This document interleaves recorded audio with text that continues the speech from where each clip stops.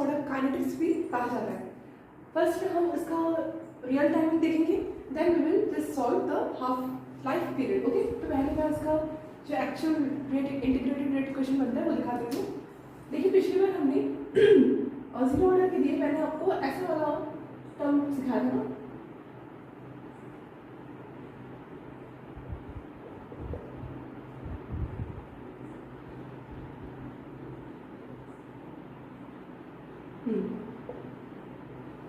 याद हो कि जीरो ऑर्डर रिएक्शन के लिए हमने ऐसा वाला टर्म को इंटीग्रेट किया था। क्या था? इंटीग्रेट किया था। पर इस बार हम ऐसा टर्म को इंटीग्रेट नहीं करेंगे। अब हमारे पास हम ये वाला कर सकते हैं, पर जीरो हट जाएगा, 1 लग जाएगा। पर अभी आपको मैं और ज़्यादा सिखाने के लिए ये वाला टर्म इस्तेमाल नहीं करूँगी, ठीक है? ये वाला टर्म इस्तेमाल नहीं करूँगी। आप कर सकते हो, आप खुद से कर सकते हो। अगर आपको कोई प्रॉब्लम है करने में तो आप प्लीज़ मुझे कमेंट में बताइएगा कि कहाँ पर आपको डाउट हो रहा है, क्योंकि एक साथ सब चीज़ें बताना पॉसिबल नहीं है। आप समझ सकते हो कि मैं सब चीज़ें एक साथ मर्ज करके नहीं बताऊँ, क्योंकि आप फिर प्रैक्टिस नहीं कर पाओगे ना इतना। मतलब आप सोचोगे कि शायद जितना मैम समझा रही है उतना ही हमको पढ़ना पड़ेगा। देखिए, जो मैं नहीं कर रही हूँ वो आप करोगे और मुझे आप कमेंट करके बताओगे कि आपका कैसा आंसर आ रहा है, कहाँ डाउट हो रहा है। मैं एक एक आपका स्टेप चेक करूँगी कैसे कैसे आपका आंसर प्रोसेस बन रहा है, तभी तो आप सीखोगे ना, क्योंकि ये सब मैथ्स है। तो मैथ्स में आपको आंसर लाना आपका लक्ष्य नहीं है, बल्कि प्रोसेस मेथड सही करना लक्ष्य है, ठीक है? सो इसी वजह से मैं आपको अलग अलग जितना मेरी प्रैक्टिस के अकॉर्डिंग, मेरी आइडिया के अकॉर्डिंग जो भी मुझे ऐसा लगेगा कि आपको सिखाना ज़रूरी है वो मैं सिखाऊंगी, ठीक है? बाकी जो मैं नहीं कर रही हूँ, जो एक्स्ट्रा है, जो आप खुद भी कर सकते हो वो आप खुद करो, ठीक है? अच्छा, तो हम ये वाला नहीं करेंगे, बल्कि इसी में ही मैं आपको दूसरा वाला कंसंट्रेशन लिख के दिखाती हूँ, जहाँ पर हम कौन सा करेंगे, माइनस ऑफ नहीं भी कर सकते हो, ठीक है? जरूरी नहीं है माइनस ऑफ करोगे। यहाँ पर आप प्रोडक्ट के टर्म्स में देखो, प्रोडक्ट के टर्म्स में, दोनों ही प्रोडक्ट के टर्म्स में, ठीक है? मतलब प्लस प्लस के फॉर्म में होगा, ठीक है? अब देखिए यहाँ पर तो प्लस माइनस कोई वैरी नहीं करता। मतलब ये आपको कौन सा रेट ऑफ रिएक्शन है, रेट लॉ एक्सप्रेशन है। प्लस माइनस वैरी कहाँ करता है, जहाँ इंस्टेंटेनियस और एवरेज रेट ऑफ रिएक्शन में। तो यहाँ पर मैं पर्टिकुलर फर्स्ट ऑर्डर रिएक्शन के लिए आपको दिखाऊंगी, ये वाला करेंगे हम डी ए, यहाँ पर करेंगे डी के ए। हाँ, ये आपको क्या है, पर्टिकुलर एक्स। यहाँ पर मैंने कौन सा किया, प्रोडक्ट के टर्म्स में लिया। इसको मतलब दोनों को मैं क्या करूँगी, इंटीग्रेट करूँगी। क्या करूँगी, इंटीग्रेट करूँगी। As we have taken x, मतलब प्रोडक्ट को मैंने एक्स माना है। अगर आप ए मानते तो इसको ए नॉट मानना पड़ता, ठीक है? मतलब पर्टिकुलर अगर हम प्रोडक्ट के टर्म्स में देख रहे हैं ना, तो ये रिएक्टेंट है और ये आपका पर्टिकुलर प्रोडक्ट है, मतलब प्रोडक्ट ये वाला है, ठीक है? और ये आपका रिएक्टेंट है, मतलब इसको मुझे एक्स ए एक्स ऐसे लिखना पड़ेगा, ठीक है? अगर मैं यहाँ पर ए लिखती तो यहाँ पर ए नॉट होता, स्मॉल ए नॉट। अगर मैं यहाँ पर कैपिटल ए लिखती तो यहाँ पर ए हो सकता था, ठीक है? यहाँ पर ए ऐसे भी हो सकता है, कोई प्रॉब्लम नहीं है, ठीक है? अच्छा, स्टार्ट करते हैं इसको इंटीग्रेट करना। कैसे करते हैं इसका इंटीग्रेशन, देखिए पहले तो हम क्या करेंगे, वेरिएबल सेपरेट कर लेंगे, ठीक है? कैसे करते हैं वेरिएबल सेपरेट, कि आपका x है, ये आपका dt उधर चले जाएगा और नीचे आपका a माइनस एक्स, और इसका पावर में आप 1 नहीं लगाओगे तो चलेगा, क्योंकि कुछ नहीं मतलब 1, ठीक है? Is equals to k dot dt। अब इसका इंटीग्रेशन पॉसिबल है। अब इंटीग्रेट करिए, इंटीग्रेट कैसे करेंगे, मैं अभी आपको पिछले वाली वीडियो में हमने कौन सा इंटीग्रेशन किया था, मैंने बताया था ना कि इंटीग्रेशन कंप्लीट करने के लिए 2 रास्ते होते हैं, एक आपका डिफाइनाइट, एक होता है इनडिफाइनाइट। तो इनडिफाइनाइट वे से हमने पिछली बार जीरो ऑर्डर काइनेटिक्स का सॉल्व किया था ना क्वेश्चन। अब हम करेंगे डिफाइनाइट इंटीग्रेशन से अपना इंटीग्रेशन डन करेंगे। अब देखिए यहाँ पर हम कैसे कर सकते हैं डिफाइनाइट इंटीग्रेशन। डिफाइनाइट इंटीग्रेशन करने के लिए हमको करना पड़ेगा लिमिट, लेना पड़ेगा लिमिट, ठीक है? लिमिट, अपर लिमिट और लोअर लिमिट।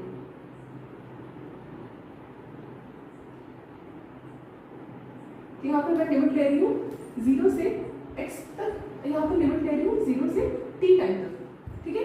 0 कंसंट्रेशन से x कंसंट्रेशन हमारा लोअर लिमिट तो अपर लिमिट है। तो जहाँ से शुरू करोगे, जहाँ पर खत्म करोगे, ये आपका पर्टिकुलर लिमिट का तरीका है। यहाँ पर भी आप 0 टाइम से शुरू कर रहे होंगे और t टाइम में खत्म कर रहे होंगे, that is a particular limit. Okay, now इसको कैसे सॉल्व करते हैं? देखिए, integration of dx upon 1 upon x, अगर हम dx को साइड रखें तो इसका पर्टिकुलर जो हम देख सकते हैं, आप क्या देख सकते हो, इसका जो आपका इसका एक इंटीग्रेशन होता है ना, a 1 upon ax is nothing but 1 upon x। ये क्या होता है? यार आप पढ़े हो क्या? ये वाला एक रूल है which is the integration rule. ये एक लॉ में आता है, ठीक है? इंटीग्रेशन लॉ में आप पढ़ोगे, मैथमेटिक्स स्टूडेंट्स को समझ में आ रहा होगा कि ऐसा वाला जब भी होता है तो इंटीग्रेशन का एक रूल फॉलो नहीं होता। कौन सा वाला फॉलो नहीं होता? लाइक दिस, मतलब x n plus 1 upon n plus 1। ये आपने पढ़ा है कि इंटीग्रेशन का रूल जहाँ पर n should not be equals to 1। जब n इक्वल्स टू 1 होता है तो क्या होता है? log m हो जाता है, ठीक है? ये क्या हो जाता है? log x हो जाता है। तो पर्टिकुलर ये आपका क्या है? n is not equals to वाला कंडीशन है और ये अपने n इक्वल्स टू वाला कंडीशन है। तो यहाँ पर आप क्या देख सकते हो कि n इज इक्वल्स टू क्या है? क्या है? 1 है ना, मतलब n इज इक्वल्स टू 1 मतलब आप a माइनस x एक और एक वेरिएबल देखो, इसका कौन पावर है? 1 है। 1 है मतलब ऊपर जाके माइनस 1 होगा, है ना? ऊपर जाके क्या होगा? माइनस 1 होगा। तो मतलब n should not be equals to minus 1 होना चाहिए, ठीक है? n should not be equals to minus 1 होना चाहिए। 1 हो सकता है पर माइनस 1 होना चाहिए, -2 -3 -2 हो सकता है, ठीक है? और पर्टिकुलर अगर a माइनस एक्स को मैं ऊपर लेता हूँ इनवर्सली तो इसको क्या हो जाएगा? -1 आ जाएगा, ठीक है? तो ये वाला जो आप पर्टिकुलर इसका फंक्शन देख रहे हो, ये आपका कौन सा वाला फंक्शन पर इंटीग्रेशन हो रहा है? x टू द पावर -1 होगा। और x टू द पावर -1 वाला इंटीग्रेशन जब भी होता है तभी आपका log x, मतलब इसका log वाला आप बोल सकते हो कि वैल्यू लगता है इंटीग्रेशन में, ठीक है? समझ में आया? अच्छा, अब इसका हम करते हैं डेफिनेट इंटीग्रेशन। तो इसका डेफिनेट इंटीग्रेशन कैसे करते हैं? मैंने आपको लिमिट दे दिया है। अब इसका पहले आप फॉर्मूला पुट करो, फिर उसके बाद इंटीग्रेशन करते रहिएगा 0 से x टाइम तक, ठीक है? 0 से x टाइम तक। और यहाँ पर आप फॉर्मूला कैसे पुट करेंगे? इंटीग्रेशन कंप्लीट हो जाएगा तब हम क्या करेंगे? ऐसा वाला एक ब्रैकेट लगा देंगे और log a माइनस एक्स कर देंगे, ठीक है? और dx भी खत्म हो जाएगा। सो यहाँ पर log a माइनस एक्स लगाए। अब ये log a minus x correct नहीं है, यहाँ पर हमको देखना पड़ता है कि जो पर्टिकुलर आप वेरिएबल का, मतलब जो फंक्शन का आप इंटीग्रेशन का रूल अप्लाई कर रहे हैं विच इज log, ये पर्टिकुलर log में कौन सा कोफिशिएंट लग रहा है। अगर कोफिशिएंट में हमारे पास माइनस है तो हम माइनस log में लगाएंगे, अगर कोफिशिएंट में माइनस नहीं होता तो हम log में माइनस नहीं लगाते।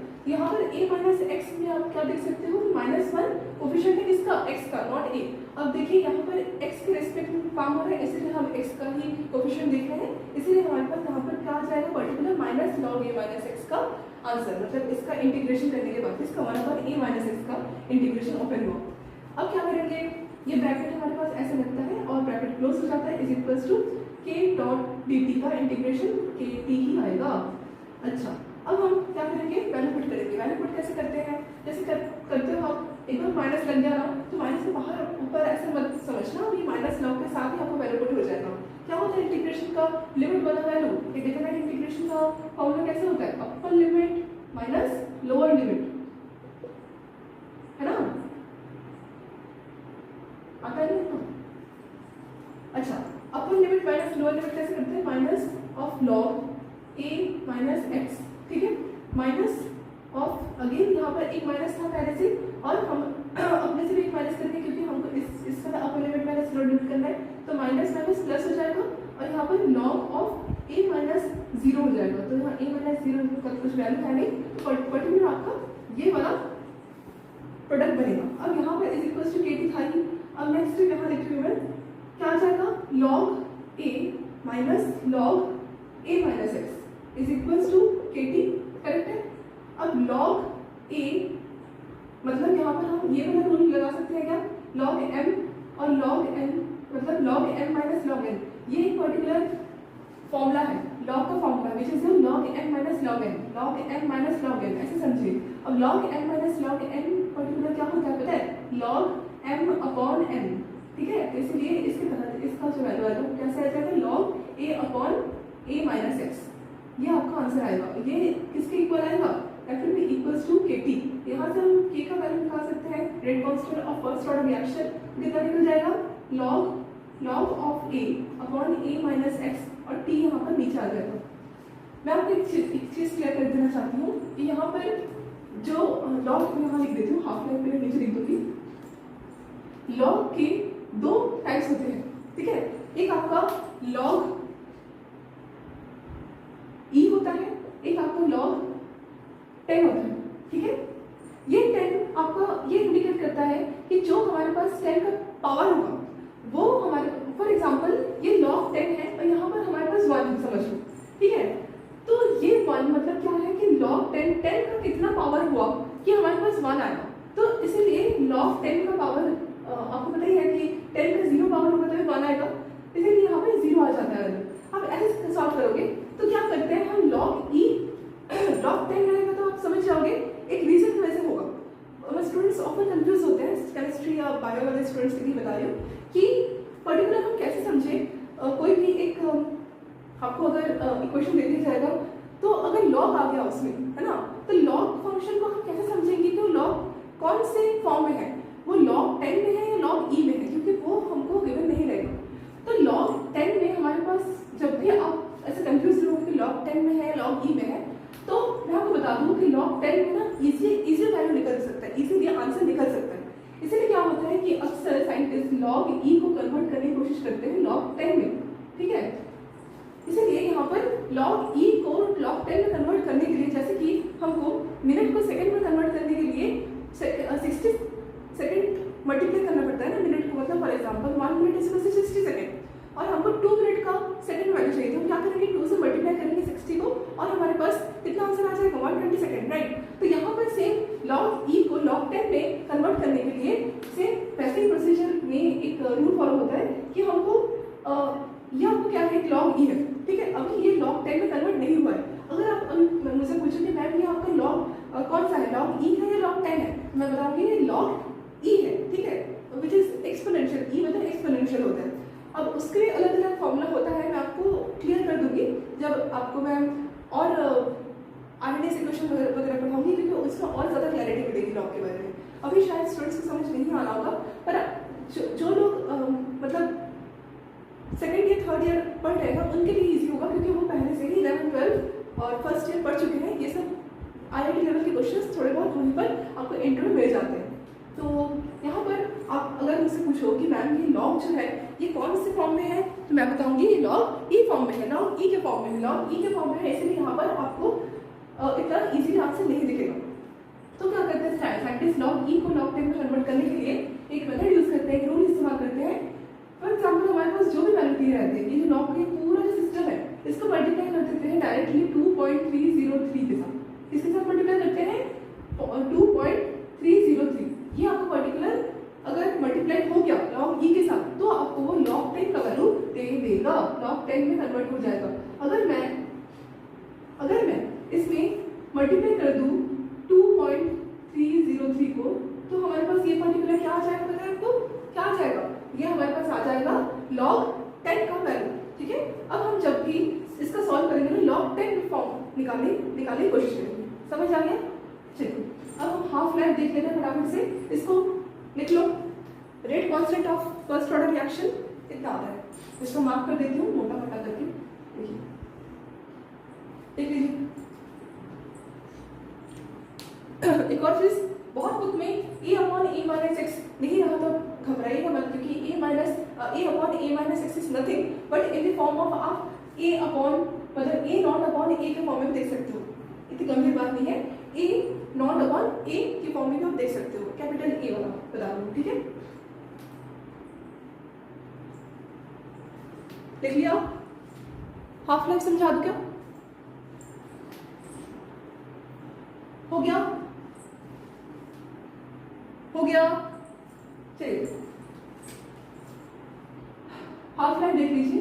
इसका हाफ लाइफ ये लॉग का कुछ फंक्शन मुझे समझाना था, वैसे लॉग का खत्म नहीं हुआ है ना, मैं समझी कि लॉग इतना हो गया और है। हाँ, और ये लॉग ई को ना हम बहुत बार ना एलएन भी बोलते हैं, टेंशन मत लीजिए, एलएन भी बोलते हैं, ठीक है। अच्छा,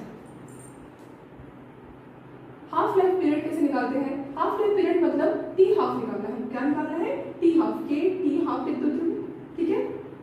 और हमारे पास पर्टिकुलर a अपॉन मान लो कि हमारे पास ये कुछ ऐसा था, ऐसे लिखती हूँ 2.303 है ना, log A not upon A, initial concentration upon your time T concentration, ये कुछ ऐसा था, ठीक है।